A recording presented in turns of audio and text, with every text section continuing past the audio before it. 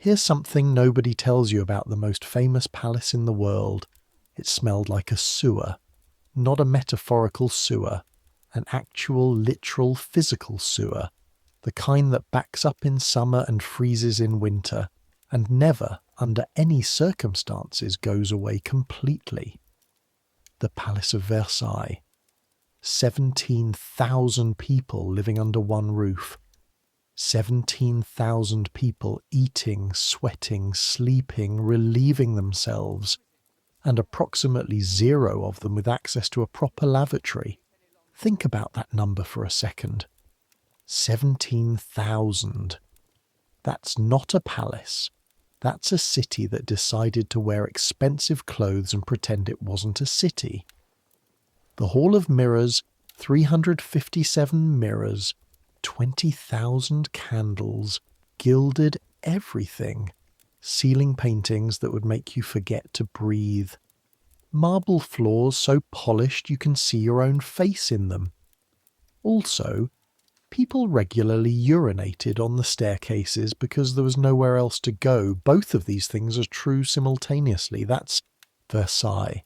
That's the Sun King's masterpiece, the wonder of the world, the building that every European monarch spent the next 100 years trying to copy and failing at, because copying Versailles was like trying to copy the sun itself. And underneath all that gold, underneath the ceremony and the silk and the 4-hour dinners and the ritual bowing and the intricate codes of who got to hand the king his shirt in the morning, real people, doing real work, work that no queen ever described in her letters, work that no courtier ever bragged about at a dinner party, work so invisible it might as well not have existed. Except it did exist. It had to exist. Because somebody had to hold the chamber pot, somebody had to change the linens, somebody had to stand in those tight shoes for 6 hours while the court ate its dinner, not moving, not speaking, not existing in any meaningful way, just being a piece of furniture that could carry a tray. Somebody had to know at every moment of every day exactly who they were allowed to look in the eye and who they were not. Tonight that somebody is you. I make these history stories and I genuinely don't know if anyone uses them to actually sleep, or if you're all just people who find it deeply soothing to hear about court hierarchy and royal chamber pots at 1 a.m. Either way, you're here. So am I. Get comfortable. Here we go. Your eyes open to darkness. Complete, absolute darkness. The kind that has weight to it. The kind that pushes back. For 1 full second you don't know where you are. Your mind reaches for something familiar and finds only cold air and the distant sound of footsteps on marble somewhere far below. Then it comes back. You are in a closet, not a room, not a chamber, not even a garret. A closet. A space barely wide enough to lie down in, tucked into the wall of the south wing of the Palace of Versailles, accessible through a door so low you have to duck to enter it, furnished with a straw pallet and a single woolen blanket that stopped being warm sometime in October. It is November 1682. You're 16 years old. Your name is Marguerite Lefille, and you have been at Versailles for 4 months, and you have learned more in those 4 months than in the entire 16 years that came before. Most of what you've learned, you wish you hadn't. The cold is the first thing you feel properly, not the gentle cold of an autumn morning back in Brittany, where your mother would have had a fire going and bread warming on the hearth. This is palace cold, a specific bone-deep chill that comes from sleeping in a space that has no fireplace, wearing clothes you didn't take off because it was too cold to take them off, in a building so enormous that warmth is something that happens to other people. Your hands are the worst. They're curled against your chest like small sleeping animals, and when you try to flex your fingers, they protest with the stiffness that's been building for weeks. Cracked skin. That's new. Your hands were soft when you arrived. They are not soft now. You lie still for a moment, listening. The palace breathes around you. Somewhere below, 3 floors below, maybe 4, a door opens and closes. Footsteps. Quick ones. Purposeful. Someone who knows where they're going and is already late. From further away, muffled by stone walls 2 feet thick, voices. The kitchen staff has been up for hours already. Since 3 in the morning, some of them, stoking fires, setting water to boil, beginning the vast mechanical process of feeding a small city its breakfast. And beneath everything, the smell. Let me tell you about the smell of Versailles. It is not one smell. It never is. It's a composition, a layering of things, some deliberate and some very much not. The first layer is perfume, always perfume, bergamot and rosewater and ambergris and musk, applied in quantities that are meant to communicate wealth and do, in fact, communicate wealth, along with a certain desperation. The perfume sits at the top doing its best. Underneath the perfume, candle smoke, thousands of tallow candles burning in every corridor, every chamber, every antechamber. By morning, the smoke has settled into everything.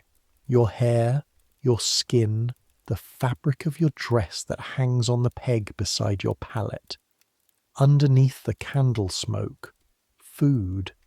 Yesterday's food, the day before's food.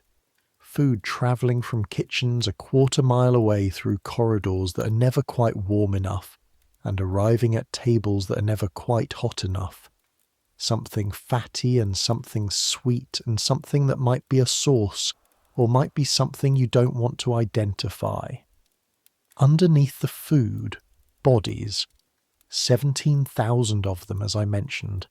17,000 people in various states of cleanliness, pressed together in apartments designed for a third that number, sharing beds, sharing air, sharing everything. And underneath all of it, the drains. Or, rather, the absence of drains. Versailles was built on a marsh. Louis XIV chose the site because his father had a hunting lodge there, and he had fond memories of it. And nobody, not the architects, not the engineers, not the ministers who would have known better, was willing to tell the Sun King that building the most elaborate palace in human history on top of a swamp was perhaps not the most practical decision. The drainage problem was never properly solved. They tried. They tried heroically, in fact, digging canals and building cesspits and installing all manner of engineering solutions. None of them worked well. Some of them worked catastrophically badly. The result is a smell that lives in the walls, that comes up through the floors on warm days, that no amount of perfume, not even Lewis's legendary quantities of orange flower water that he bathed his gloves in, can entirely mask. Welcome to Versailles. Welcome to the greatest building in the world. You pull the blanket aside and sit up on your pallet, and the cold air hits you like a flat hand. Your hair is still pinned from yesterday, loose where the pins have shifted during sleep, tight where they haven't. There's a specific pain at your left temple, where a hairpin has been pressing against your scalp for approximately 6 hours. You reach up and pull it free, and the relief is so immediate and specific that it almost makes you feel something like gratitude. Almost. The bell. You haven't heard the bell yet, but you know it's coming. Madame Colombe's bell. The small silver one she keeps on her night table, which she rings at 5 o'clock every morning with the precision of a church clock, and the cheerfulness of someone who genuinely does not understand that other people have feelings. 5 in the morning. The Queen's lever, her formal morning rising, begins at 8. That gives you 3 hours. 3 hours sounds like enough time. It is not enough time. It is never enough time. You feel for your shoes in the dark. The shoes are the thing nobody ever talks about. When you arrived at Versailles 4 months ago, you had one good pair. Leather, relatively new, a going-away gift from your father, who sold a piece of his hunting equipment to buy them, and who you suspect cried a little after you left, though he would never admit it. Those shoes lasted 6 weeks. Not because the floors of Versailles are rough. They are in fact extraordinarily smooth, polished daily by teams of servants who push felt pads with their feet across the marble like slow, exhausted ice skaters. The shoes didn't wear out from the floors, they wore out from the distance. The Palace of Versailles is not a building in the way that most buildings are buildings. It is a small town that has been forced, against its better judgment, to exist under one roof. The distance from the Queen's apartments in the north wing to the kitchens in the basement of the south wing is approximately a quarter of a mile, underground, on marble floors, in shoes that were made for walking between your father's manor house and the village church. You walked that route 4 times a day minimum, sometimes 8, sometimes more, if there were errands, if there were messages to carry, if you were sent back for something forgotten. In 6 weeks the shoes gave up. The pair you have now are second-hand, bought from a laundress who was going home to die of something she didn't want to name. They are slightly too large on your left foot and slightly too small on your right. Both heels have been resoled once already. The left one is developing a split along the inner seam that you're monitoring with something approaching the anxiety of a ship captain watching a crack in the hull. You put them on now in the dark, by feel, and stand up. The ceiling of your closet is low enough that you can't stand quite straight. You hunch your shoulders out of habit now, a habit that has begun to follow you out into the corridors even when there's room to stand properly. Madame Colombe, who notices everything, noticed this 2 weeks ago. "You look like a question mark," she said. This was not a compliment. You straighten your back now, consciously, and duck through the low door into the corridor. The corridor is lit by a single candle in a wall sconce, burning down to its last inch, casting more shadow than light. There are women already moving through it. You can hear them, the soft footsteps, the rustle of fabric, someone stifling a cough with practiced expertise because coughing in the Queen's Wing is frowned upon, and everything in the Queen's Wing is either frowned upon or mandated with very little in between. You know these women the way you know the geography of a place you've lived in for years, by their specific sounds, their specific smells, their specific habits. Matilda, who coughs. She's been coughing since September and everyone is pretending they don't notice, including Matilda. Agnès, who always hums under her breath, a single phrase of a song over and over that you've never been able to identify.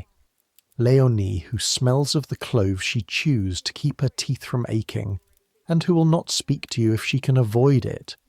Not because she dislikes you specifically, but because you are the newest, and she was the newest for 2 years before you arrived, and she has not yet forgiven you for ending that particular misery.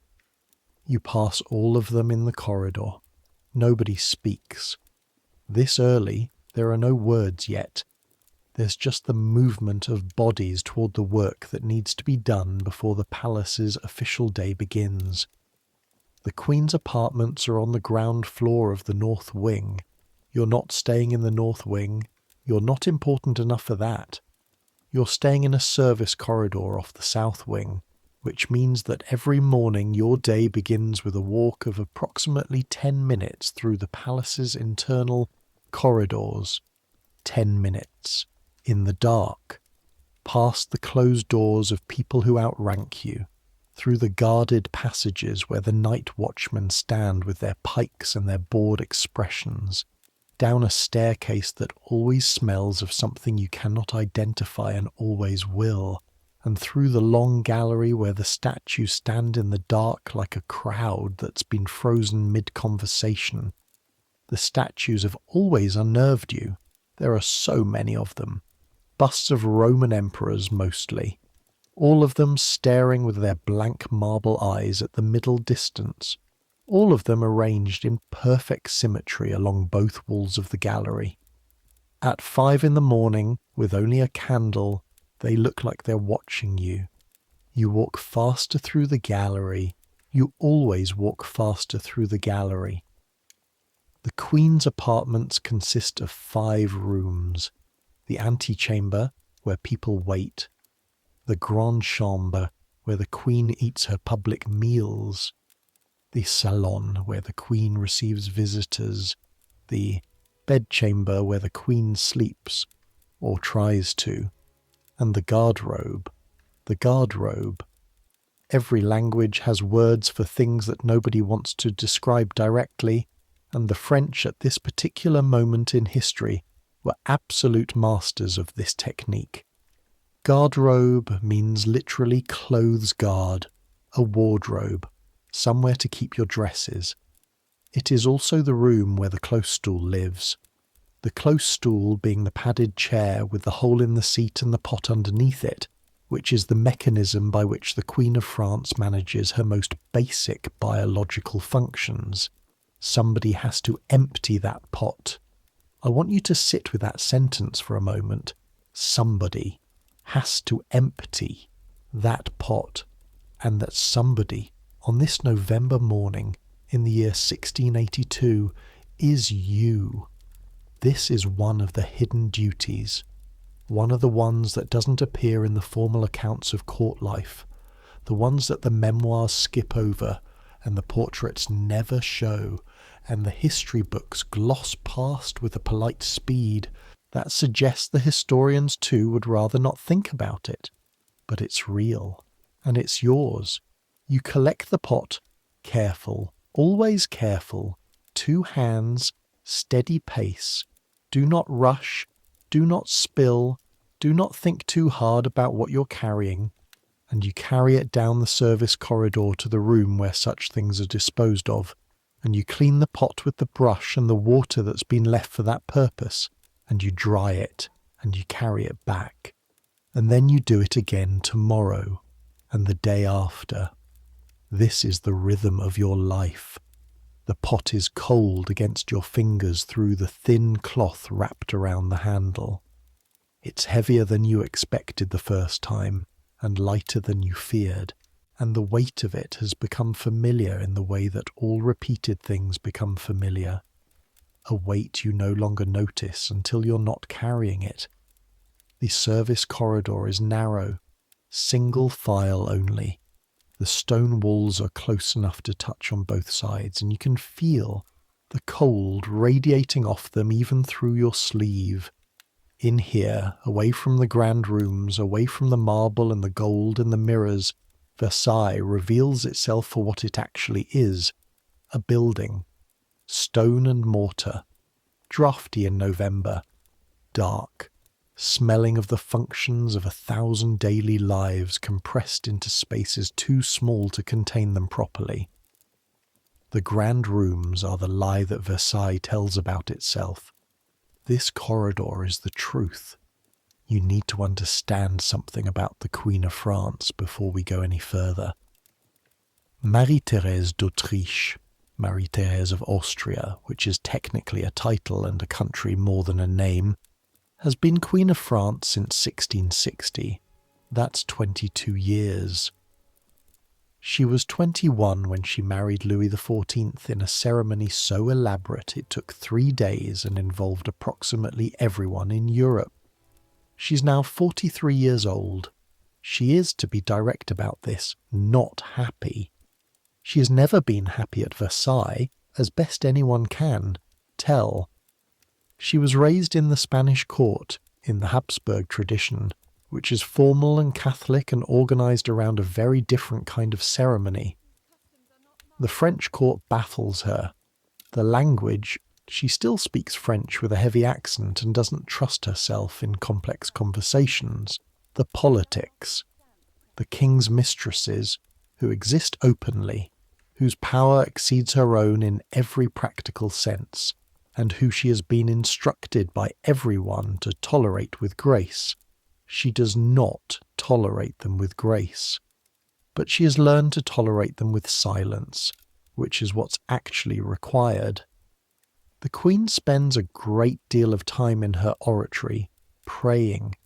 She attends Mass twice daily.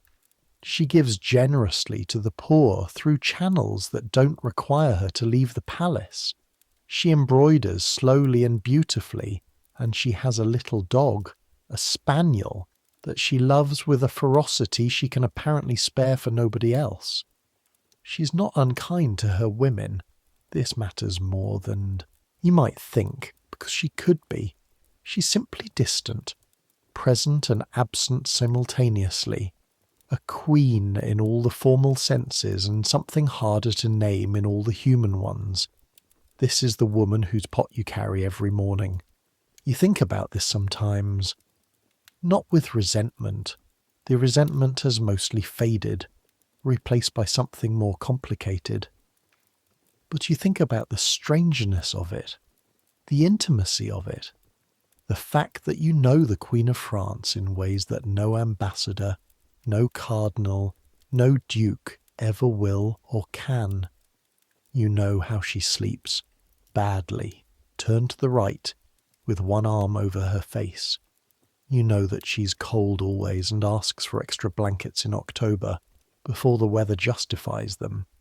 You know that she has been unwell recently, in ways that the doctors who crowd her chamber discuss in Latin, and that you piece together from fragments, and from the look on Madame Colombe's face when she reads the notes they leave.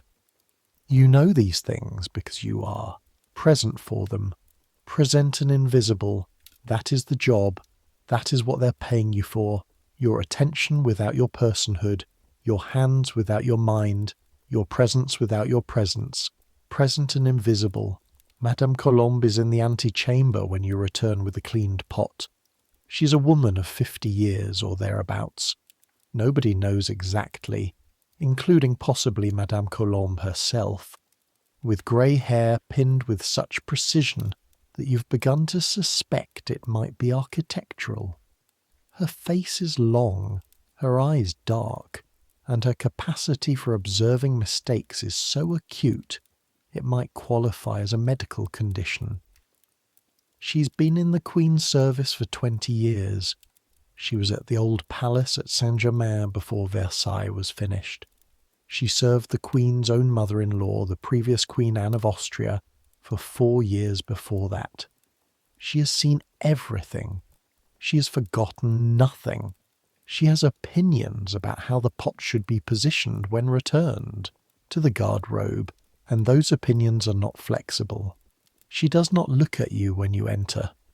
She's reviewing the day's schedule, a long piece of paper covered in her own cramped handwriting, holding it close to the candle because her eyes are going, though she would dismiss anyone who suggested this with a look that would strip paint. The dressmakers are at 9, she says without looking up. Yes, madame. The chemise inventory before 8. Yes, madame. And you'll stand first position at the lever. You stop moving. First position at the lever is not a punishment.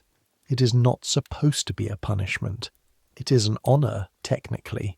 You stand closest to the Queen during the formal rising ceremony, which means you're visible to the assembled court and you have specific duties to perform.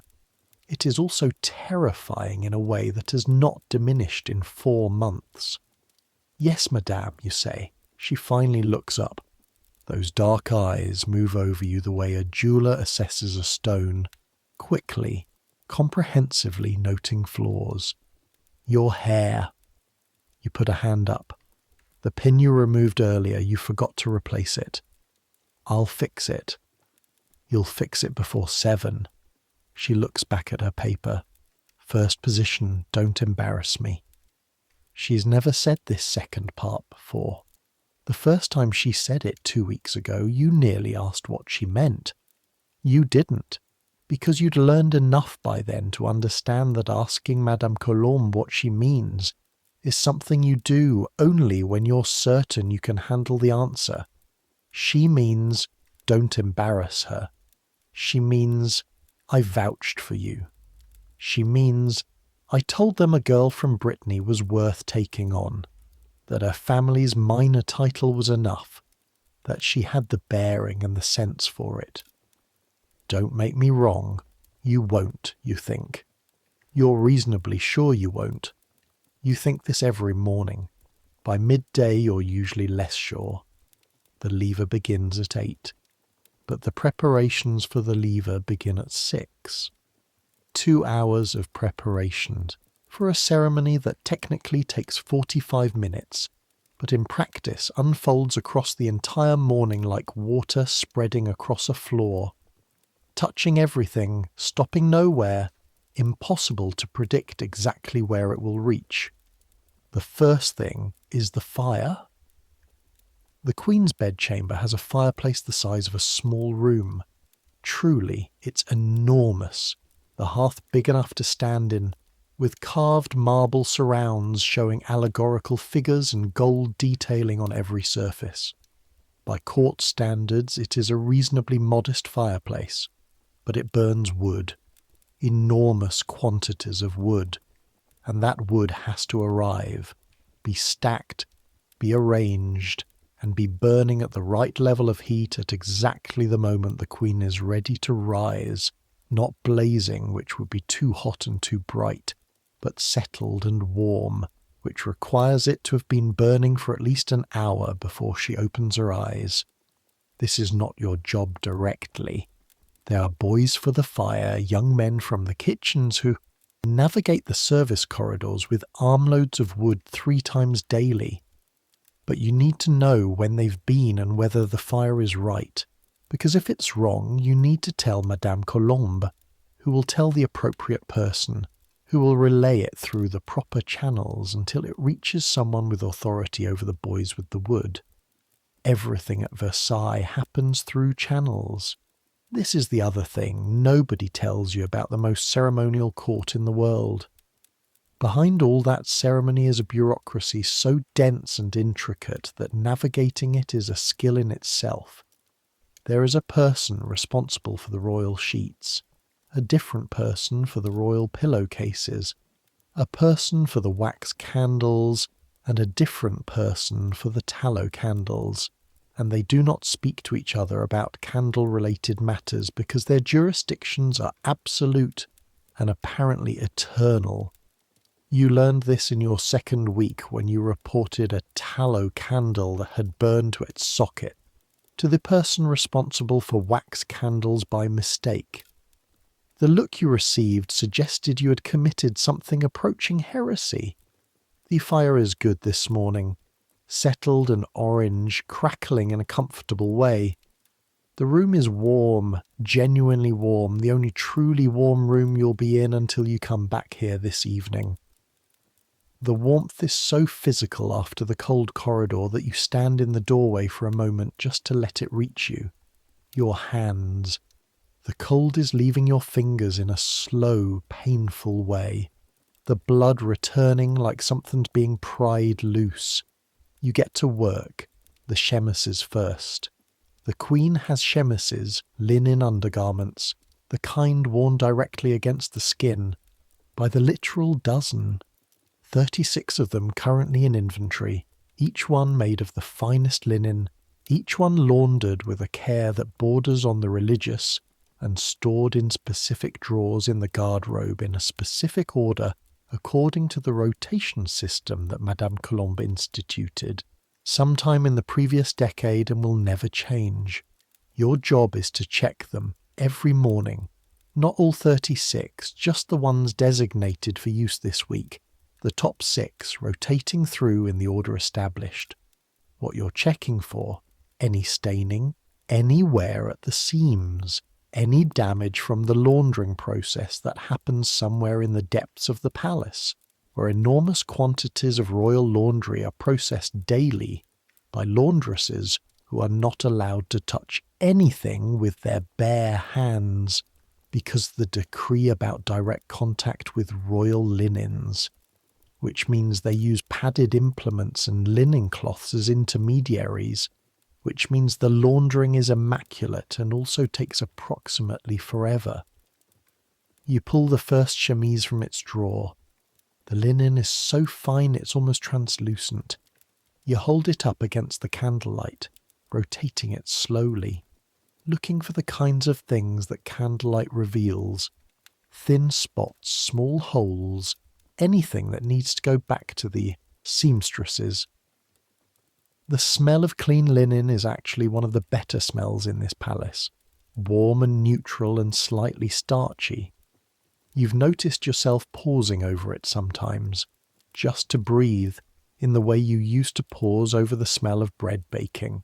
This one is perfect. You fold it back along its original lines. Not new lines, the original lines, the ones pressed into it by the laundresses who know Madame Colombe's requirements, and replace it. Second chemise. Third. On the fourth one, a small stain. Near the hem, barely visible, something pale brownish, the kind of thing that is probably nothing but that you cannot pretend you didn't see. You set it aside. This will need to go back to the laundresses with a note. The note will travel through proper channels. You know which channels. This is what 4 months has given you, the knowledge of which channels. By 7 o'clock, the antechamber has begun to fill. This is the outermost room of the Queen's apartments, and it is where the day's supplicants wait. Ladies who wish to be received, officials who have business with the Queen's household, women from other noble families who are technically attending Her Majesty, but practically standing in a cold room waiting to be noticed. You pass through this room carrying linens and you try to be invisible. This is not metaphorical. Being invisible, performing invisibility, maintaining it, is a skill that takes weeks to develop and constant maintenance to sustain. The technique is this. You do not make eye contact. Not with anyone. Not even when someone is looking directly at you, which people sometimes do, the way they look at furniture they're considering moving. You look at a point approximately 3 feet in front of your own feet. You walk at a pace that suggests purpose without urgency. You carry whatever you're carrying in a way that suggests it is the most ordinary thing in the world, regardless of what it actually is. The aristocracy of Versailles has a collective gift for not seeing people they don't want to see. You help them exercise this gift. You make it easy. The woman by the window this morning is the Comtesse de Briançon, who you know because everyone knows everyone at court within about 3 weeks of arriving, not through introductions but through observation and gossip, which are the twin currencies of palace life. She is 40, beautiful in a way that cost money, and she is watching the door to the interior rooms with an expression of focused patience that you recognize as the face people wear when they've been waiting for something important for a long time and have become very good at not showing it. She doesn't see you pass. You make sure of it. At 7:30, Madame Colombe gathers you and the 2 other women who will perform the lever together. Mathilde was coughing into her fist with suppressed urgency. Vivienne, who is 24 and has been at Versailles for 3 years and who treats everything with a calm competence that you've been trying to emulate with mixed results. Madame Colombe stands before you in the outer corridor, and she reviews the assignments for the lever with the thoroughness of a general reviewing troop positions before a battle, which is, it occurs to you, not an unfair metaphor. The lever, the Queen's formal morning rising, is a ceremony with a history going back further than anyone can trace. The idea is this. The monarch is a public person, even in their most private moments. Rising from sleep is not a private act. It happens before an audience in stages, with specific rituals performed by specific people in a specific order. The King's Lever is the famous one. Louis XIV's morning rising involves dozens of courtiers fighting for the privilege of handing him his shirt, his breeches, his various accoutrements, each item carried by a specific noble of specific rank. The hierarchy of fabric and buttons made physical and political simultaneously. The Queen's Lever is less attended, less fought over, which means it falls more heavily on the women like you, the women who are actually there performing the actual work.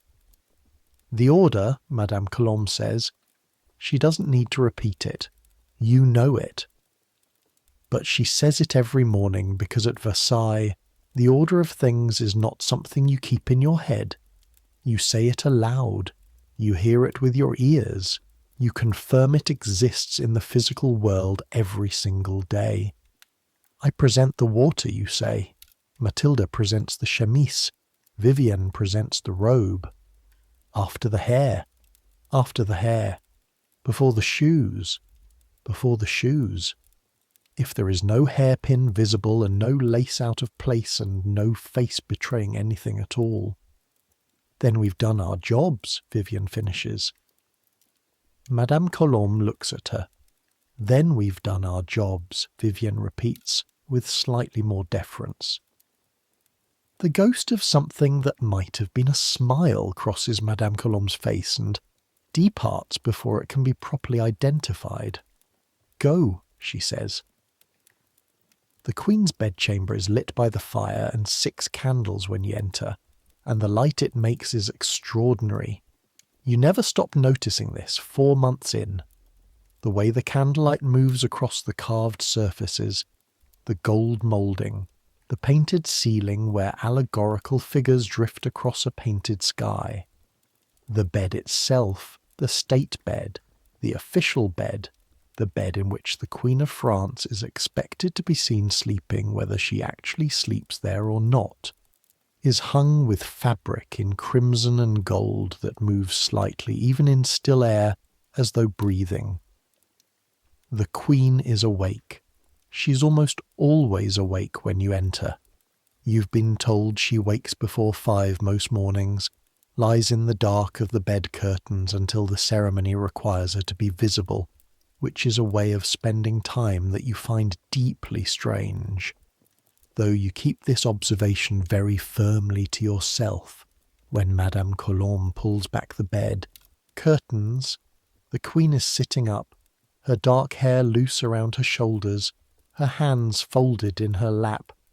She's wearing a nightgown of white linen that is nicer than anything you own, or have ever owned, or probably ever will own. The little spaniel is at the foot of the bed, turning circles, having apparently been waiting to be permitted to exist. The Queen's eyes find each of you in sequence, not evaluating, just noting. This is a woman who has been attended since childhood, and who accepts attention the way other people accept weather, as a fact of the environment, unavoidable, occasionally inconvenient, not worth commenting on. She says good morning in Spanish under her breath, then French as an afterthought. Bonjour? A murmur of response, not loud, never loud in the first minutes. This is the tempo of the lever, slow, deliberate, each action separated from the next by just enough time to feel intentional. You move too fast and you've disrupted the ceremony. You move too slow and you've disrupted the ceremony. The right pace is the one you've learned over 4 months by watching Vivienne, who learned it by watching whoever taught her, in a chain that probably goes back to people who've been dead for 100 years. The water comes first. Your job. The basin is silver. Everything in this room is silver or gold or both, and the water in it was brought up from the kitchens at exactly the right temperature, which is determined by a test Madame Colombe taught you. Your wrist, not your hand, your wrist. the inside of your wrist, held just above the water's surface, feeling the steam. The steam should be there but gentle, warm, not hot. The kind of warmth that is comfort, not shock. This morning it's correct. You tested it in the corridor before entering. You carry the basin to the Queen's side. You don't look at her directly. Your eyes are focused at a point that is not quite her face and not quite away from it. A point that exists in the middle, distance. The point that communicates attentiveness without presumption. She dips her hands. The water closes over her fingers, and you hold the basin steady. This is a delicate thing. The basin is heavy, silver, ornate, with handles that were clearly designed by someone whose priority was appearance over function. Your wrists take the weight. Your arms, held out in front of you, take the weight. The strain starts almost immediately, a low burning in the muscles of your forearms, the kind of burn you've learned to simply absorb, to breathe through, to ignore. She washes her hands, just her hands. The full ablutions will come later, after the formal ceremony has concluded and the room has emptied somewhat. For now, hands, a gesture of waking, a ritual of beginning. The water reddens slightly from some small scratch on one of her fingers. You note this. You'll note it again later. You'll tell Madame Colombe it's probably nothing, it's probably always nothing, but you note it. She withdraws her hands. You present the drying cloth. The cloth is also linen, also fine, also laundered within an inch of its life by people whose job it is. She dries her hands. You step back. Matilda moves forward with the chemise. The chemise presentation is more involved than it sounds, because someone else also has an interest in presenting the chemise. This is the part of the lever that makes the ceremony feel less like a ritual and more like a chess game. The Queen's household has its own hierarchy of women who are entitled to specific roles, and entitled is the right word, in the fullest sense of entitlement. They have legal right to these positions. Some of these rights were granted by royal decree. Some were purchased, some were inherited. The right to hand the Queen her chemise in the morning is one of the most coveted. You find this baffling still. It is a chemise. It is an undergarment. The act of handing it over takes approximately 30 seconds and involves no conversation and requires no particular skill beyond the ability to hold a piece of fabric in the correct orientation so that the Queen can slip her arms through the sleeves. And yet, the woman who enters now is the Princess de Condé, or rather a member of her household staff who's been delegated this particular honour, and she is dressed for a state occasion at 7:45 in the morning, and she carries the chemise with the gravity of someone transporting a religious relic. Matilda steps back. You step back. Vivienne, who has seen this specific situation approximately 200 times, does not visibly react. The woman presents the chemise. The Queen allows it to be slipped over her shoulders. The woman retreats with a carefully neutral expression of someone who has achieved an objective. Then the cascade continues. The shoes come from somewhere. They always seem to arrive from somewhere. A different pair of hands each morning, the shoes materializing as if assembled from the palace air. The hairdresser appears, the cosmetics, and through all of this, you stand. You stand at first position, which is to the left and slightly behind the hairdresser, close enough to be immediately available, far enough that you don't crowd. You stand very still. Your feet in their mismatched shoes inform you about this. The left shoe is slightly loose. With every small shift of your weight, the heel lifts a fraction and resettles. The right shoe is slightly tight, and the seam along the ball of the foot has been digging into you since October, with a determination that suggests it has a personal grievance. You stand still. The hairdresser works. He is a small man named Gilbert, who has been doing the Queen's hair for 11 years, and who is, in his specific domain, a person of enormous consequence. He doesn't speak during the lever. Nobody speaks except the Queen, and she does so rarely. But he moves with the confidence of someone who understands that what he does matters in ways that ripple outward through the entire court. The Queen's hair, when it's done, will communicate something. The height of it, the arrangement, what ornaments are placed in it. All of this will be read by every woman in the court with the attention of scholars passing a text. Alliances will be inferred. Moods will be assessed. Gilbert knows this. He works carefully. You watch his hands. Not because you need to. Your job is simply to stand. But because watching hands has become a habit. Everybody's hands. What they're doing, how they're doing it. The way skill shows itself in the efficiency of motion. No wasted movement in those hands. Your own hands hang at your sides. Still. By 9 o'clock the lever is complete. The court, the small court, the inner circle who have been permitted to attend, begins to filter out. They go in reverse order of their entry, which is itself a ceremony. The most senior leave last, and they exit with a backward step, a slight inclination of the head. That means I am removing myself from your presence, not turning my back on you, which would be an entirely different thing. You remain. Remaining is part of the job. The lever ends, but the morning doesn't. There are dresses to prepare for the afternoon. There are the inventory notes to file. There is the continuous, invisible maintenance of the Queen's environment that doesn't pause just because the ceremony has. Vivian catches your eye as the room empties.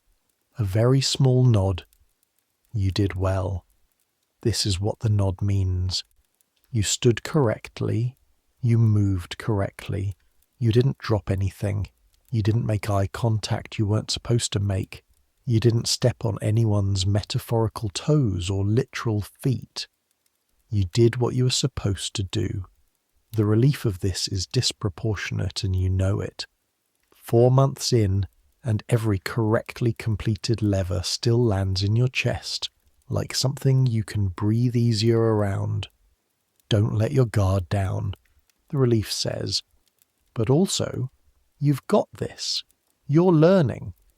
The dressmakers arrive at 9. They are from the atelier that supplies the Queen's formal wardrobe, and they come in a group of 5. Madame Picot, who leads, and 4 women whose names you've learned but whose hierarchy among themselves you haven't fully mapped. They carry with them a new robe commissioned some weeks ago, intended for a formal reception scheduled for next week. The robe is extraordinary. You've handled extraordinary things since arriving at Versailles. The lever basin alone is worth more than your father's house.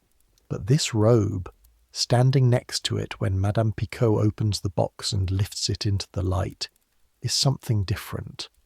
The fabric is silk damask, pale gold, with a pattern woven into it that you have to look at twice to see. Small fleurs-de-lis, almost invisible, emerging from the texture of the fabric itself.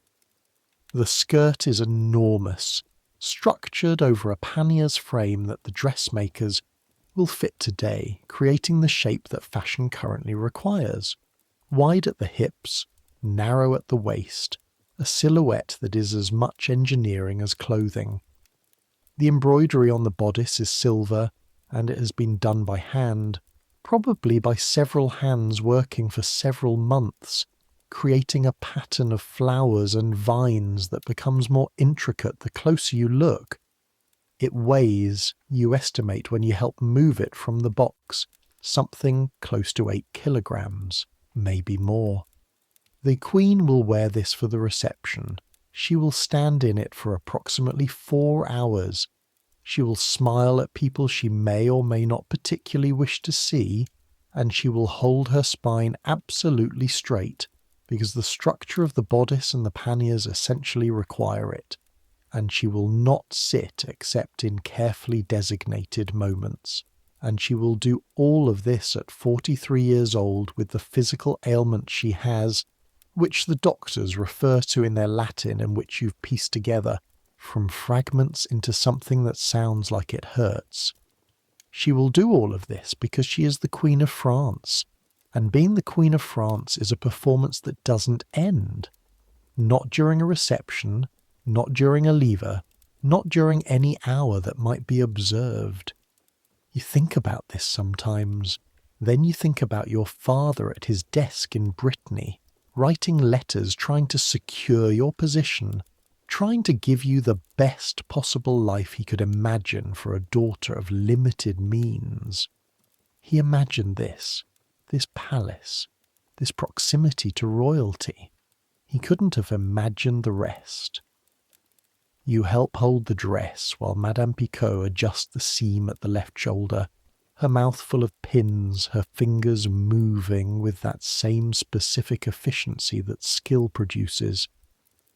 The fabric is heavy against your arms, and the silver embroidery catches the morning light from the window in a way that, for a moment, is genuinely beautiful. It is beautiful, you think.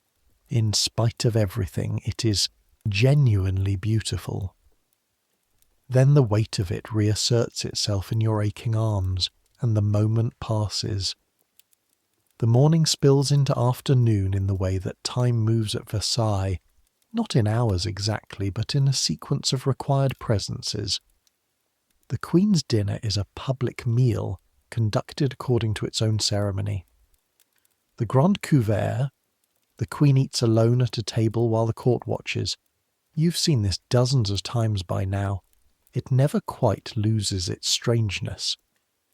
A woman eating dinner, being watched by hundreds of people while she does it, standing at appropriate distances, in appropriate silence, observing a woman working her way through multiple courses with the composed expression of someone who mastered the art of eating in public approximately 20 years ago. Nobody at the dinner table speaks unless spoken to by the Queen. Nobody moves suddenly. Nobody stares, though everyone is technically there to observe. This is the double vision of Versailles that you've been trying to reconcile since you arrived. The watching and the not watching, the visibility and the invisibility, the fact that everything happens publicly and nothing is public in the way that word usually means. You stand at your post during the dinner. Your feet have achieved a state you've started thinking of as diplomatic numbness. They hurt. They've been hurting for hours. But the hurt has become so established and so constant that your nervous system has apparently decided to file it under background conditions rather than urgent alerts. You stand. You watch for your cues. You are ready. This readiness is a physical state. Muscles slightly tensed but not rigid. Weight distributed. Attention focused without being focused. Available without being obvious. It exhausts you. It's a particular type of being ready.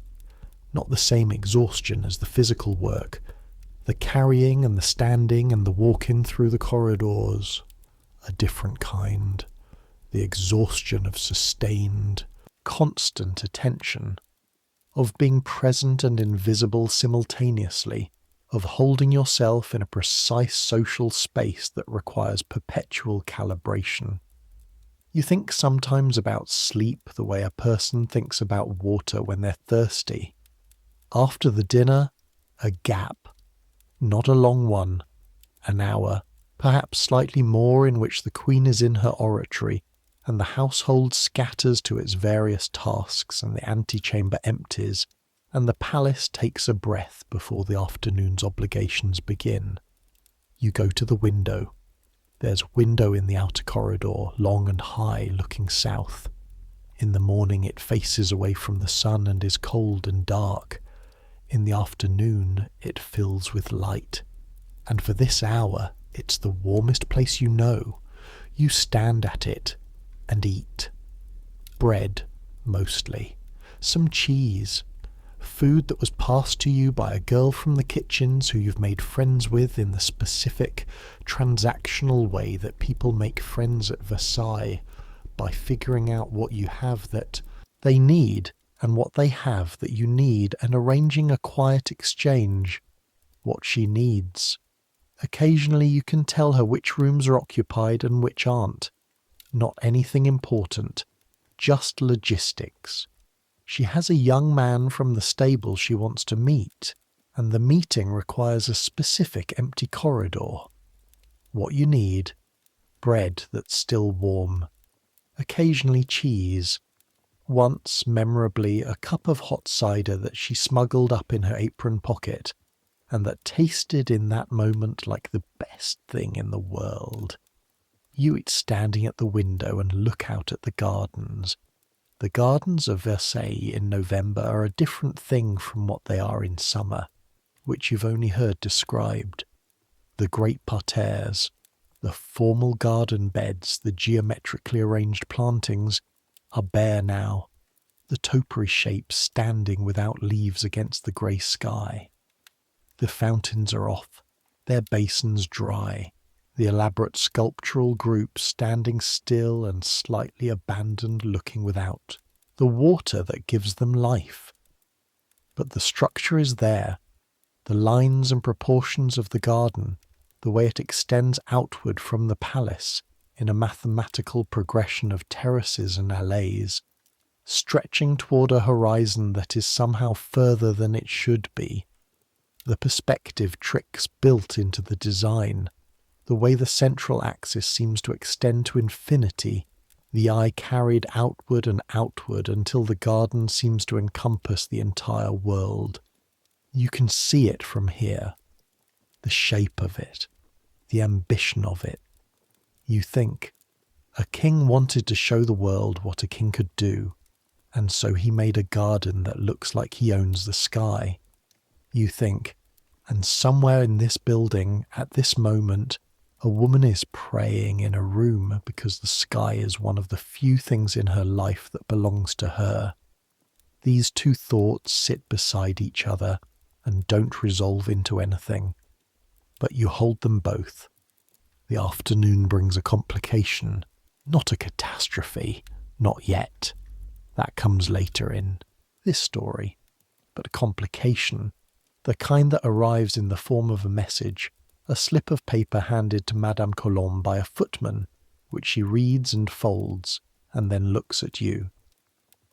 "The Comtesse de Briançon," she says. "You remember her from the antechamber this morning." The woman at the window with the patient, focused expression. She's requested an audience with the Queen for this afternoon. She was in the antechamber. She was denied this morning. She's requested again. You wait. Madame Colombe doesn't look at you when she's deciding things.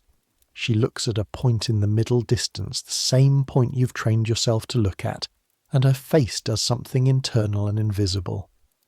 There is she pauses, a situation involving the Comtesse and a matter that the Queen has opinions about. You still wait. I need someone to be present when they meet. Someone who understands the requirement. The requirement. This is how Madame Colombe refers to the particular skill of presence without presence, the ability to be in a room and retain nothing that leaves the room. You understand the requirement. Vivian is occupied, she says, and this means I'm sending you, which means I trust you, which means also I have no other option, which are two things that can be true simultaneously. Yes, madame, you say. The Comtesse de Briançon is seated when the Queen enters. She rises immediately, of course. The rise to acknowledge the Queen is not optional, but the manner of her rising says something. A controlled rise, composed. She is prepared for this. She's beautiful in the way that women of her class and generation are often beautiful here, worked at.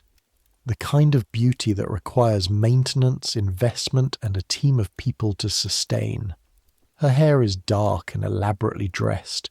Her gown is green, a green that's the current season's colour, the kind of fashion information that circulates at Versailles with the speed and urgency of military dispatches. She is also, you notice now, frightened. Not visibly frightened. You wouldn't know unless you'd spent 4 months learning to read this specific vocabulary of controlled fear. The slightly too still quality of the hands, the breath that's a fraction shallower than normal, the way the eyes move when they're working hard to look at ease. You know this vocabulary. You use it yourself every single day. The Queen is gracious. She's always gracious in formal reception. This is the performance, the one she's been trained in since childhood. She gestures to the chair. The Comtesse sits. You fade to the wall, your back to the panelling, your hands folded, your eyes at the middle distance. They speak. You don't hear everything. You hear some things. Fragments. The way you always hear fragments at Versailles, where sound behaves strangely in rooms designed to impress rather than to conduct private conversation. What you hear is a name, a man's name, the name of someone who occupies a specific position in the orbit of someone else who is not the Queen, who is not the Comtesse, who is someone whose name you know, but whose name you absolutely do not say aloud even inside your own head in this room. You hear a letter. A letter that exists, or did exist, which is the same thing. You hear the Queen's voice change register, just slightly, from gracious performance to something quieter and more personal, the kind of shift that means she's saying something that matters, and then you hear nothing useful, because the conversation moves behind the registers where you can follow it. The Comtesse leaves 40 minutes later. Her face, when she passes you at the door, carries the look of someone who has gotten something they needed but not quite what they wanted, which in the calculus of Versailles constitutes a satisfactory outcome. The Queen remains seated. You wait. She doesn't speak to you directly. She rarely speaks to you directly, but after a moment, she makes a small gesture, a dismissal, slight but clear, and you step toward the door. Lefebvre. You stop. Your name. She knows your name. This is not nothing. The basin was warm this morning. A pause. Thank you, she says. You turn just enough to bow. Then you go. In the corridor outside, your heart is beating very fast, and you stand for a moment with your back to the wall, breathing. She knows your name. She thanked you for the water temperature. These are small things. In the world you came from, the world of Brittany and your father's house, and the parish church where the priest knew everyone, they would be entirely unremarkable. Of course someone would know your name. Of course someone would thank you for doing your job. But here these things mean something else. Something you don't have a word for yet in the vocabulary of Versailles. Something between acknowledgement and grace, between seeing and being seen. She knows your name, you breathe out, and the breath fogs slightly in the cold corridor air, and then you straighten your back. You remember to straighten your back, and you go to find Madame Colombe. That night you lie on your pallet and think about what you heard. The name, the letter, the register change in the Queen's voice. You don't think about it in terms of what it means in the wider political sense. You don't have enough information for that, and more importantly, you don't want enough information for that. Knowing things at Versailles is a resource that must be managed carefully. Too little knowledge and you make mistakes. Too much knowledge and you become dangerous to people who don't want to be known about. and people who don't want to be known about have means of making the world inconvenient for people who know things. What you think about instead is the Comtesse's hands, the controlled stillness of them during the audience, the enormous effort of appearing undisturbed. What does it cost, you wonder, to keep your hands that still when you are that frightened? The candle in your closet burns down, the cold presses closer. Outside, somewhere in the palace, life continues. Versailles at midnight is not Versailles asleep. It's Versailles on another rhythm, a lower register, the formal performance suspended and the unofficial life emerging into the corridors, the private meetings and gambling parties and assignations and arguments that the daylight ceremony is specifically designed to prevent, but specifically does not. You hear footsteps sometimes late, voices, once, laughter from somewhere that you couldn't locate. Let them, you think. Let them do whatever they do in the dark. You have to be up at 5. 3 weeks later, the thing with the letter reaches you. Not through official channels, not through Madame Colombe or Vivienne or any of the formal structures of information that the palace runs on. Through the girl from the kitchens, whose name is Bertie, who has ears that she's been developing for years with the same dedication you've been developing your ability to be invisible. The letter from the Comtesse, Bertil says, not looking at you, both of you standing at the window as though looking at the gardens. It's been copied. How do you know this? Because the man who copied it is someone I know slightly, who is currently regretting it considerably. You stand very still. Copied to who? To the person whose name everyone knows and nobody says. To his secretary, actually, who passed it further. You understand now why the Comtesse was frightened. What was in it? Bertil's expression, when she briefly turns toward you, is the expression of someone who has decided how much to say and will not be moved from that decision. Nothing good, she says. Nothing that should travel. A pause. Madame Colombe knows? Not yet. Maybe soon. Should she know? Another pause. Longer this time. Bertil looks back at the gardens. That, she says carefully, is a question above my station and possibly above yours. You stand with that for a moment. Is the Queen in danger? The Queen, Bertil says, is always in some kind of danger. That's the job. What kind of danger is the question? She moves away from the window with the unhurried gait of someone who has a reason to be where they're going and no reason to explain it to anyone. You watch her go. The gardens outside are grey in the November light. The bare topiary shapes, the dry fountains. You think about the Comtesse's still hands.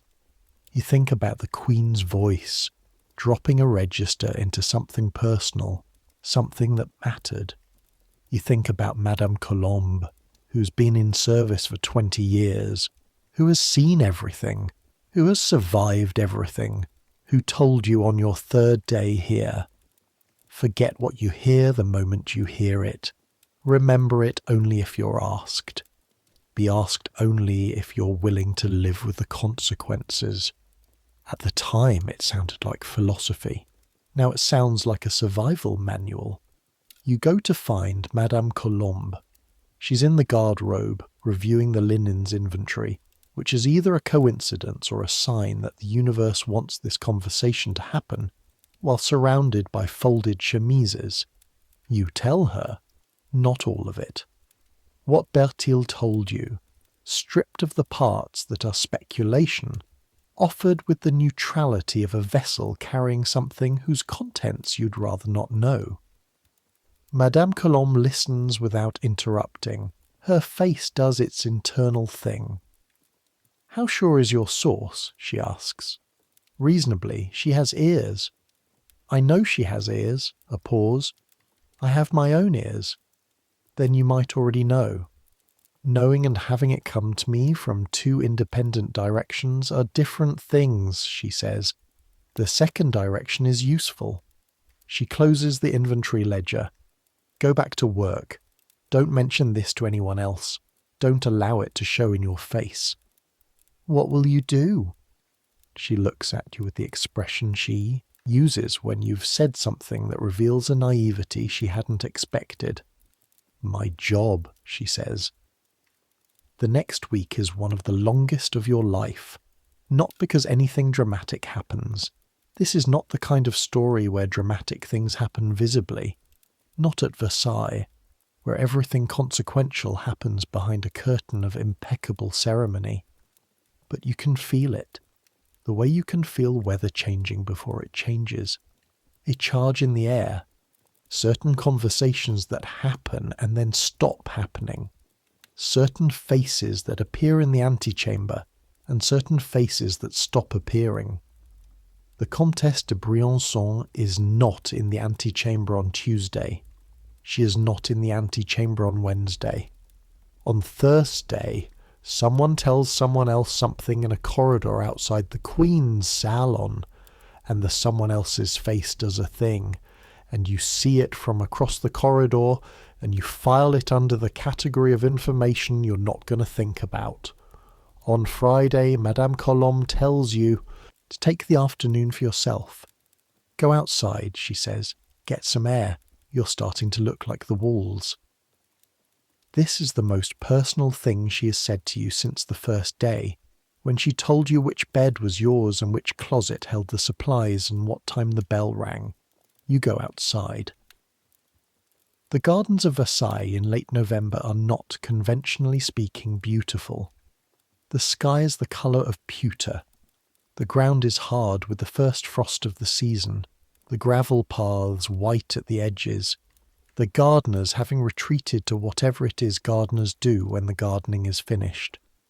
But there is a quality to the stillness that is its own kind of beauty.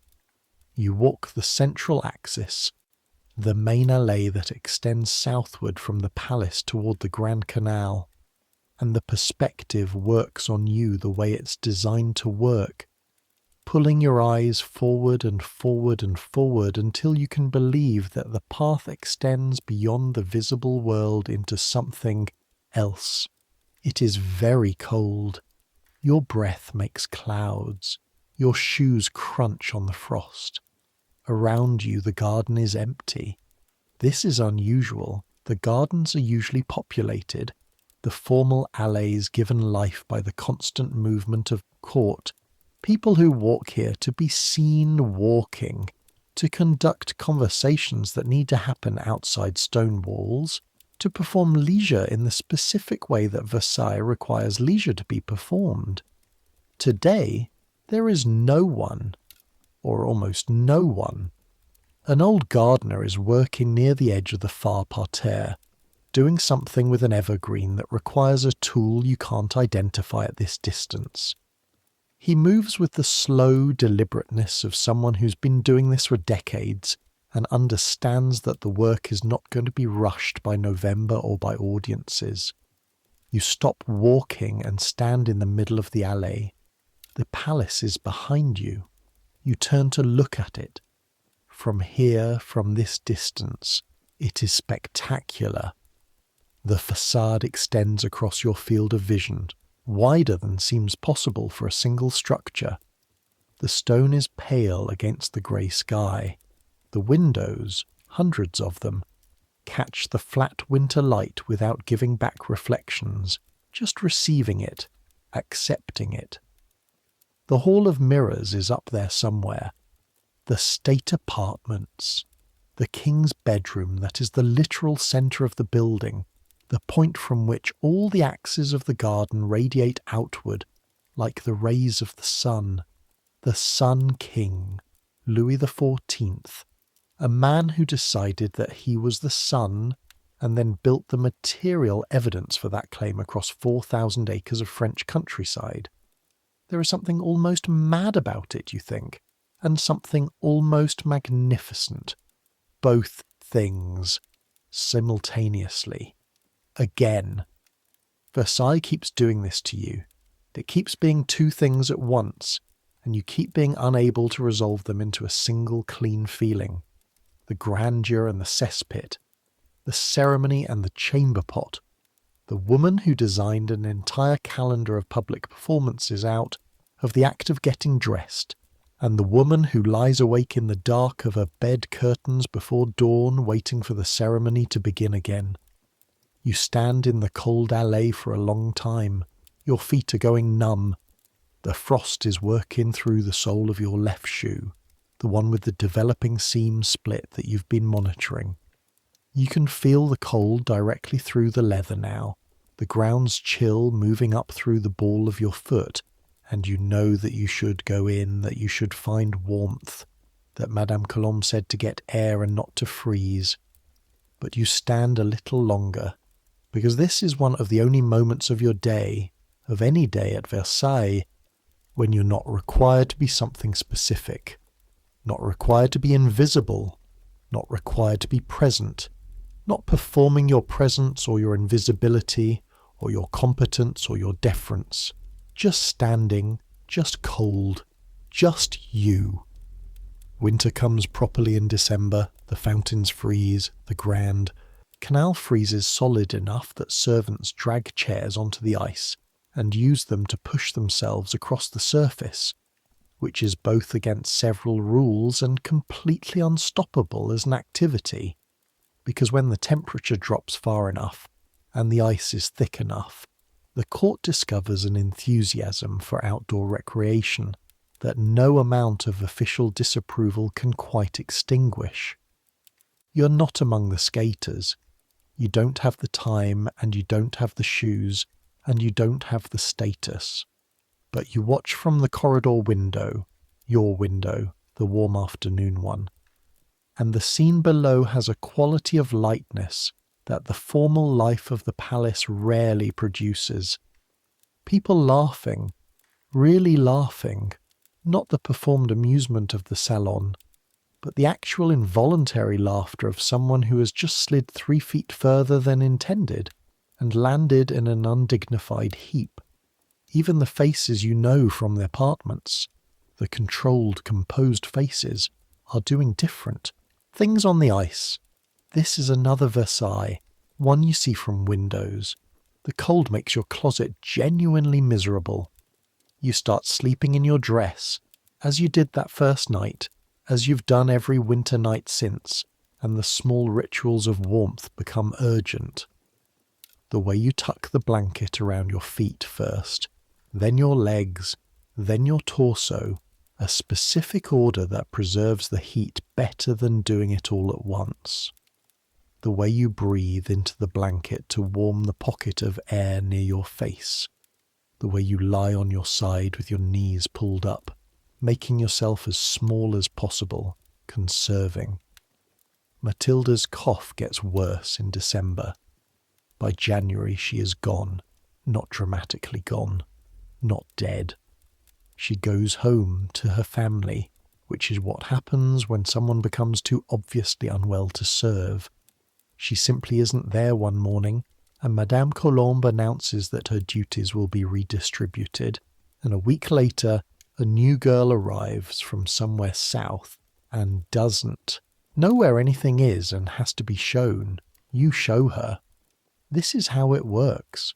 This is how it's always worked. The rotation of bodies through the palace, in and out, some staying for years and some burning up in a winter. You think about Matilda sometimes, whether she's better, whether the air in wherever she came from. Somewhere west, you think, coastal, the kind of place where the air comes off the sea and smells of salt and is presumably cleaner than the air here, is doing whatever it needs to do. You hope she's better. You don't say this to anyone. It's not the kind of thing you say. In February, the Comtesse de Briançon returns to court. You see her in the antechamber one morning waiting. A different quality of waiting than before. Quieter. More internal. The patient, focused expression still there, but with something added to it. something that has been through a thing and come out the other side. She doesn't look at you. You don't look at her. You carry your linens and you go where you're going, and you don't think about the conversation with Bertil or what Madame Colombe said or the weeks when certain faces stopped appearing, except that you do think about it. Because these are the thoughts that live in the palace walls the same way the smell does. They don't go away. They just get covered over by the next thing, waiting to come back when the temperature rises. Later that day, Madame Colombe finds you in the corridor. The matter is resolved, she says, simply, completely. Yes, madame. She starts to walk away, then stops. You handled it well. The initial information. You came to me immediately. You didn't carry it further. You didn't allow it to show. This is the most she has ever praised you, and it lands like something significant. I understood the requirement, you say. Something in her face shifts slightly. Yes, she says. You did. Then she goes. Spring arrives slowly, the way spring always arrives.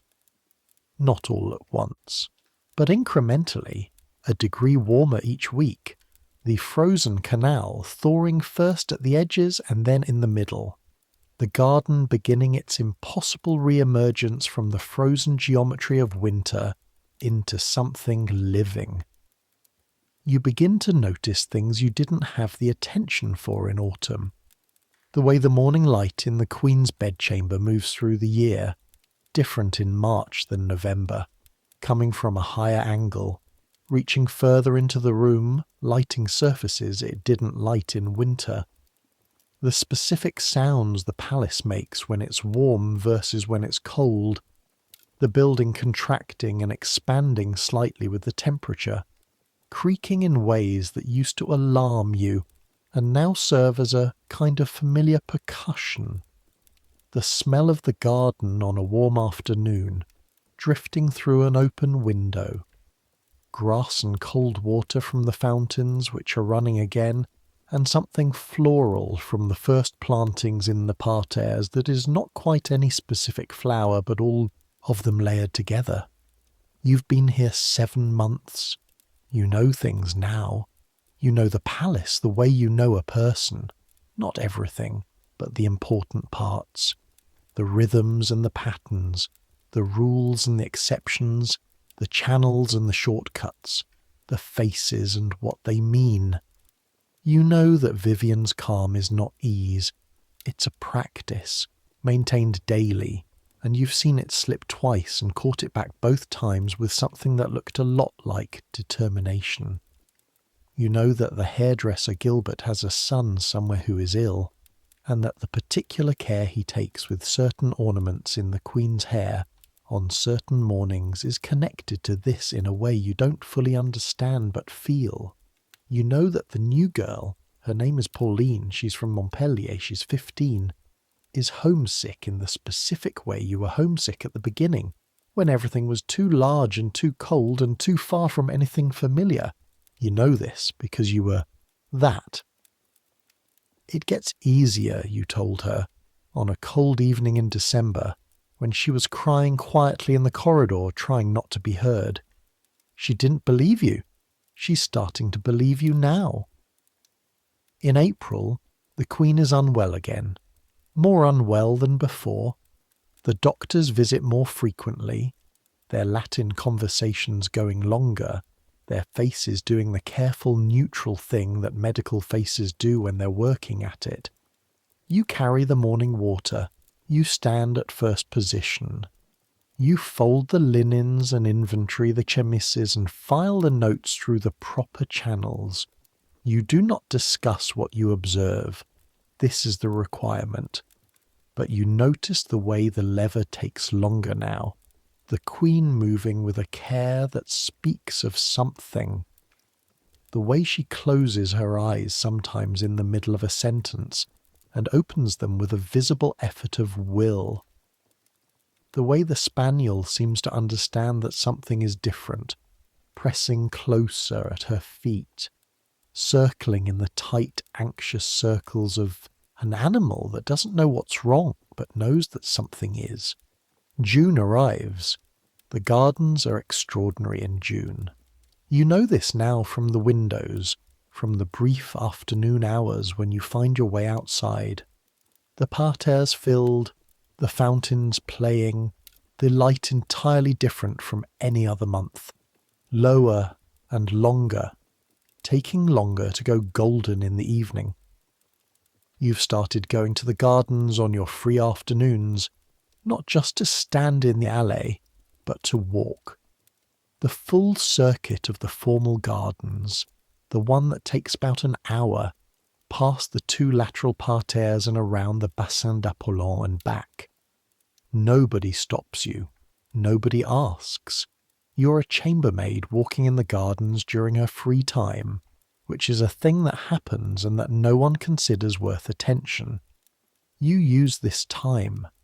You use it to think, to let your mind move at its own pace, which is something the lever and the ceremonies and the constant calibration don't allow, to notice the things you can see from a garden that you can't see from a corridor.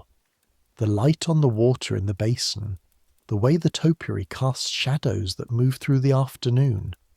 Birds.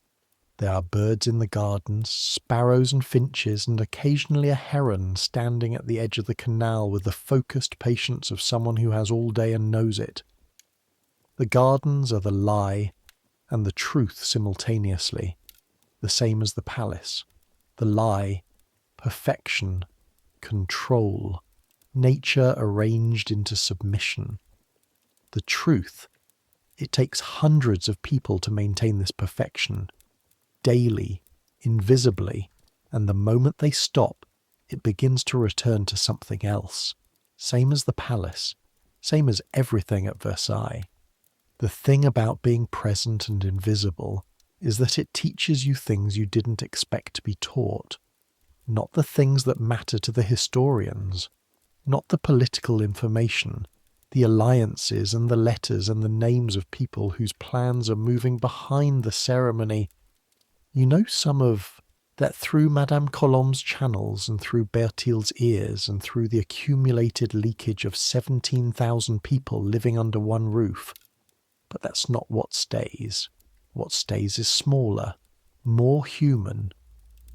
The Queen's face when the harpist plays in the salon on Tuesday evenings, the specific quality of her stillness during those hours, not the controlled stillness of ceremony, not the worked-at composure of public appearance, but something that has put down its armour for a moment and is simply listening.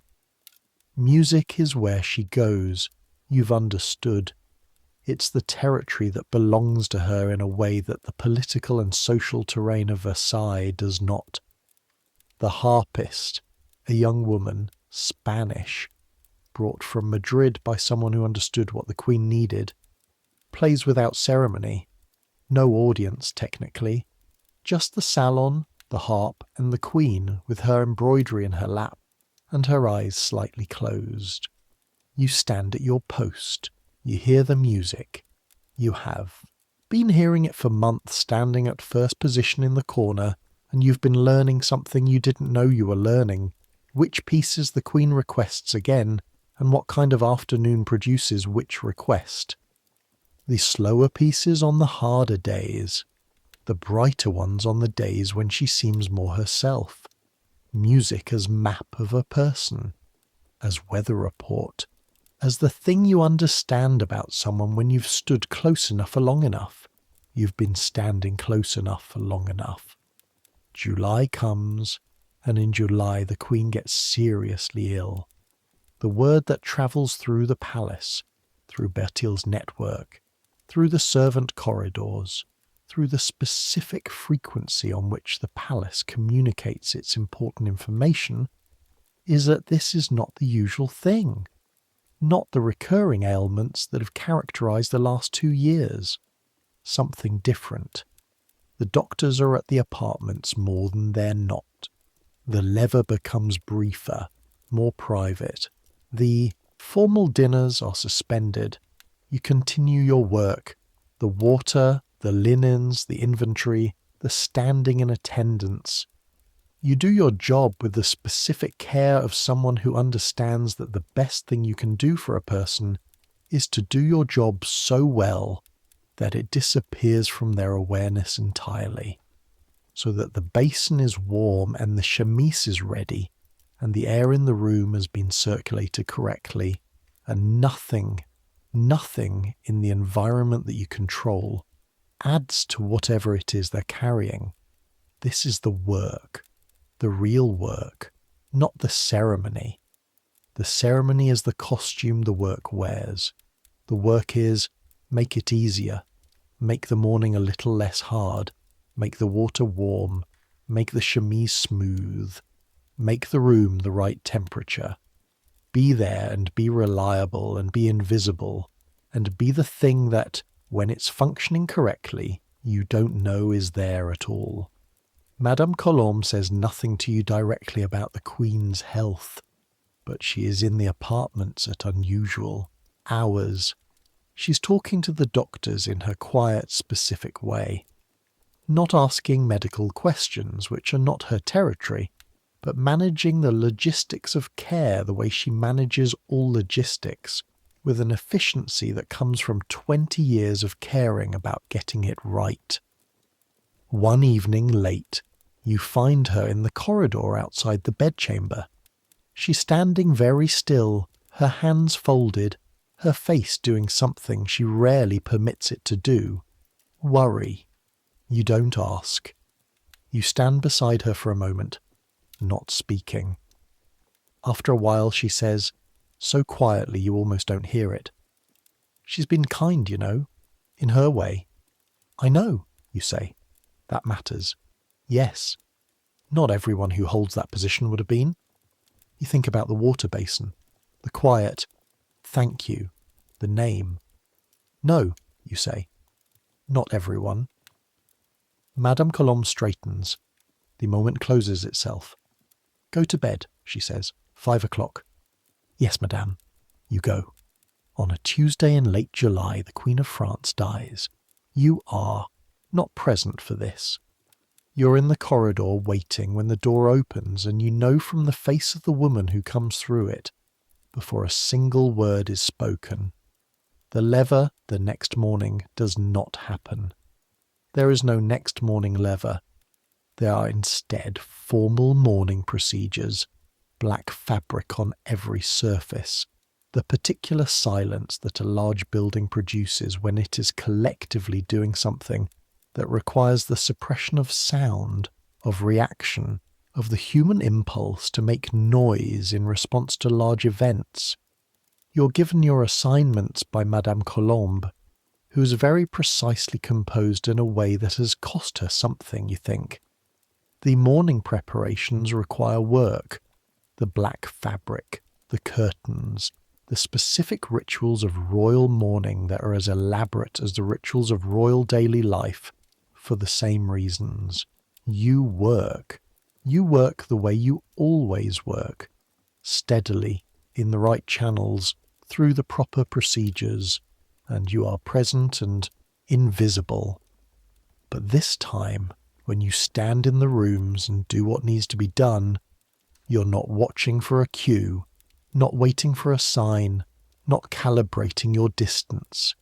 You are just there, with the fact of it, with the weight of the black fabric in your hands and the smell of the beeswax candles that have been lit in the antechamber, and the silence of a palace that has, for once, stopped performing.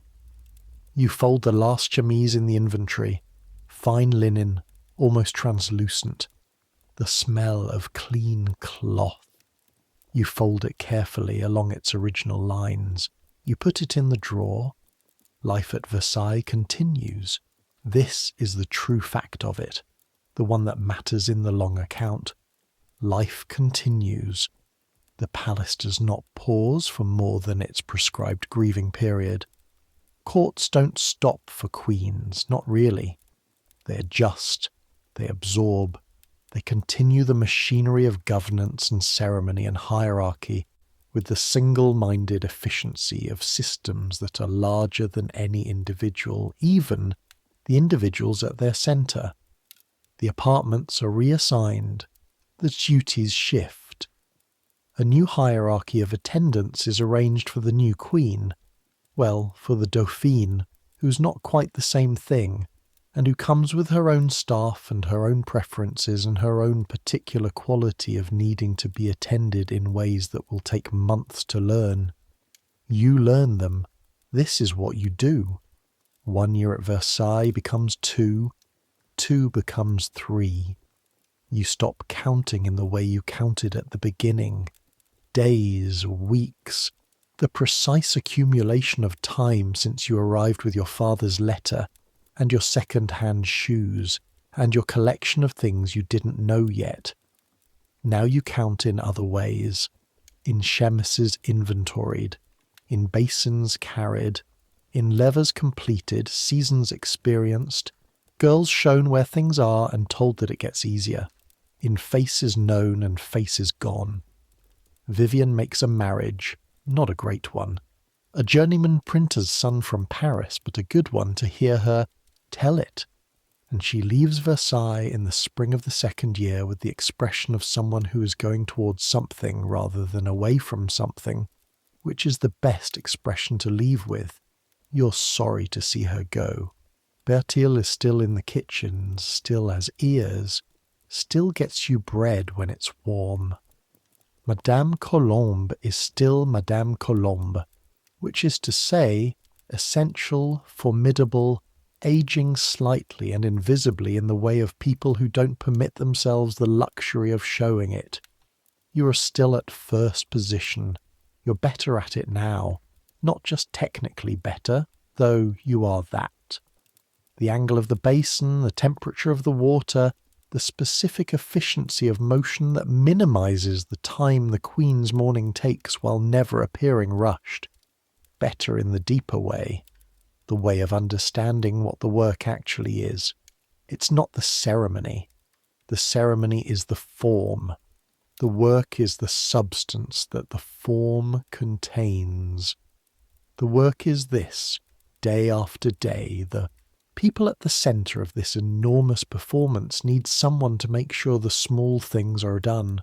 The temperature of the water, the cleanliness of the linen, the steady, invisible maintenance of an environment that has to be right, so that the person in that environment can do what they need to do. You are part of that maintenance. You were always part of it. You understand now what that means in ways you didn't at 16. On an evening in autumn of your third year, after the formal ceremonies are done and the apartments are quiet and Madame Colombe has retired to her room, you go to the gardens. It's late for the gardens. The light is going, the sky the deep blue of a clear autumn evening just before dark. The first stars appearing above the eastern horizon. You walk the central allée again. Your shoes are good now. New ones. A going-away gift from Vivian before she left. Nicer than anything you would have bought yourself, and they fit. Both feet.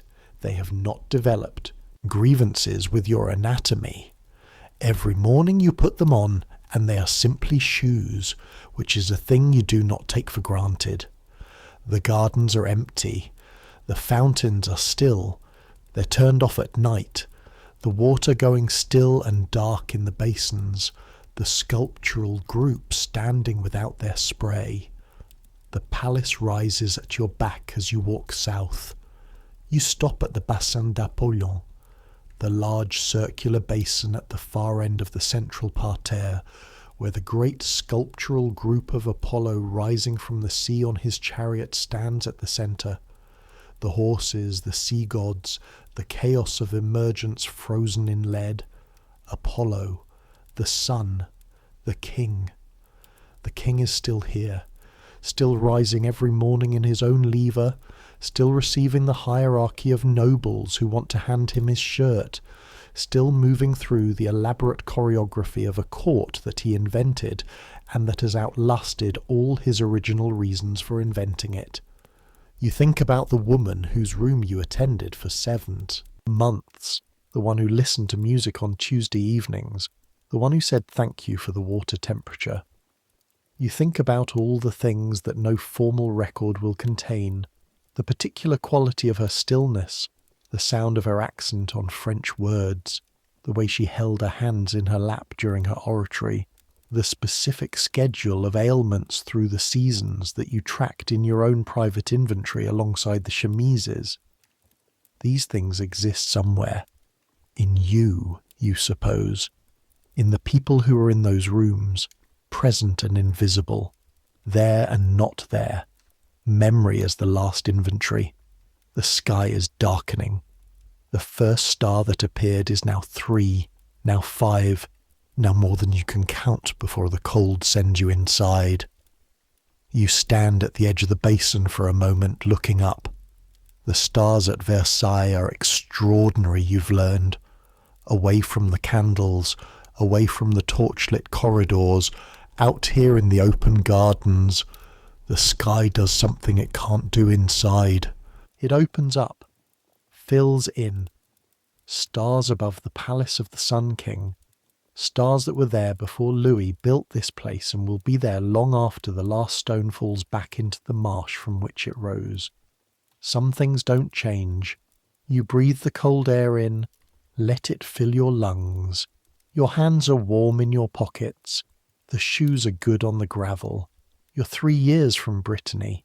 You're not the girl who arrived. You're not yet the woman you'll become. You're whatever this is, this in-between state, this apprenticeship of a larger self, this daily practice of showing up and being steady and learning the work. That's enough. That's enough. You go back inside. The corridor accepts you. The warmth of the building closes around you after the cold air of the gardens, and the familiar smell, perfume and candle smoke and the distant kitchens and the drains, envelops you the way home smells envelop you, the way place becomes person over time. This is home. You didn't plan it. You didn't choose it exactly. Your father chose it. Or rather, the economy of minor nobility chose it, your family's circumstances making this option, and few others available to a girl without a dowry, and with a name that opened certain doors and a bearing that could, with work, open more. But it is yours now. The corridor, the closet, the cold pallet and the thin blanket and the 5 o'clock bell, and Madame Colombe's unfailing attention to your hair, the first position at the lever, the warm basin, the requirement. You climb the stairs toward your closet. The palace breathes around you, its familiar nighttime sounds, the distant footsteps, the occasional voice, the creak of the building adjusting to the temperature. The candle in your closet is burning low when you duck through the door.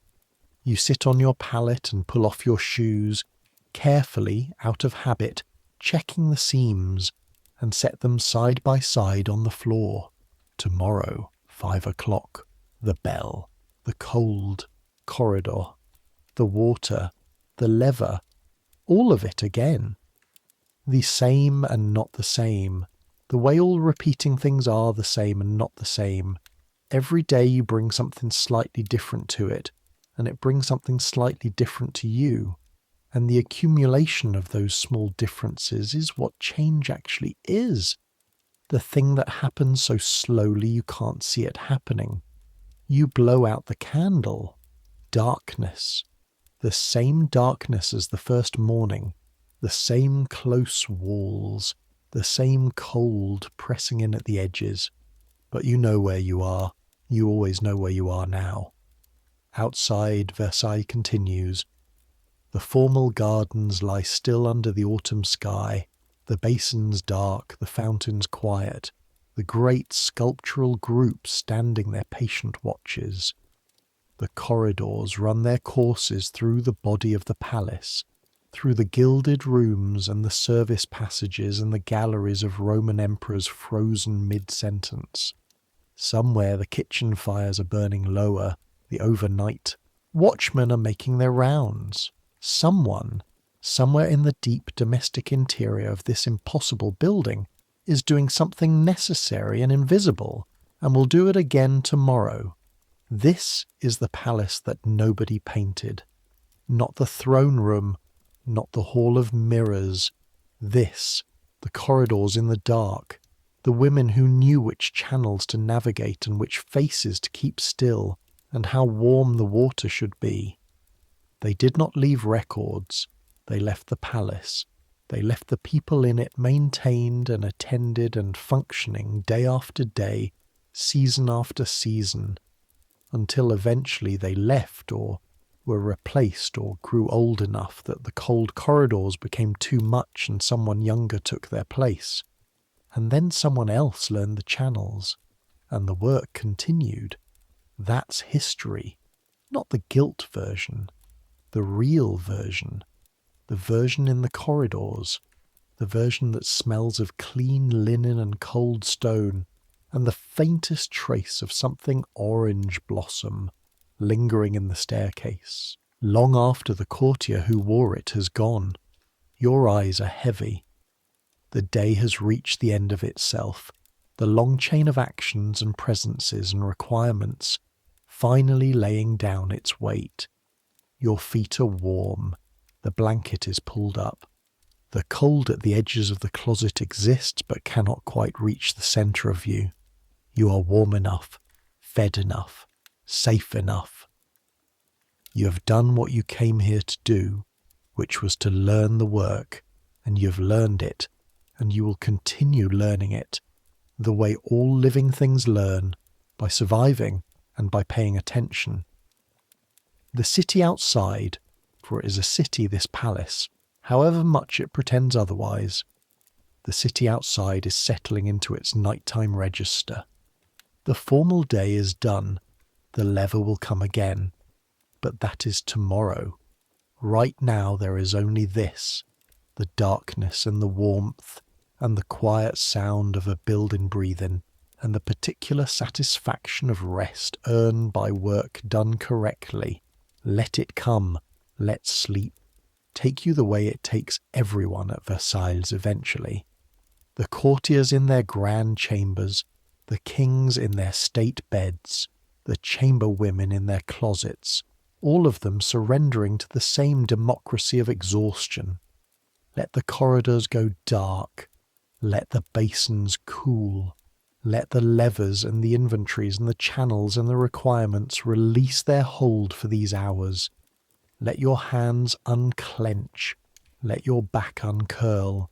Let the sound of the palace fade into something softer, something that is almost music, the way all large places have a low continuous note if you listen past the surface noise. You have been present, you have been invisible, you have carried what needed carrying, and stood where needed standing, and said what needed saying, and, more importantly, not said what needed not saying. You have been the maintenance behind the performance, the warmth in the basin, the hand that smoothed the linen no one would see. This was never going to be in the histories, but the histories exist because of it. Centuries will pass. Versailles will become a museum. The chambers where you worked will be open to strangers. Tourists will walk through the Queen's apartments with their guides and their cameras, looking at the state bed and the guardrobe and the salon, and they will understand what they are looking at in the way that people understand surfaces. They will not see the closets, the service corridors, the paths worn in the marble by feet that were required to be somewhere at 5 o'clock and ran. But someone knows. Someone always knows. And that knowing is passed, generation to generation, in the particular way that useful knowledge passes, not in books exactly, though sometimes in books, not in official records, though sometimes in those too, in the practice, in the hands that pass the work to other hands, in the requirement. Some things don't change. The human need to be attended doesn't change. The need for the water to be warm, for someone to show up every morning and simply do what needs to be done. So let the night have you. Let the cold and the dark and the heaviness of your eyes do what they've been waiting all day to do. You've earned it. All of it. Every step of the way. Sleep now. Let it come. And good night.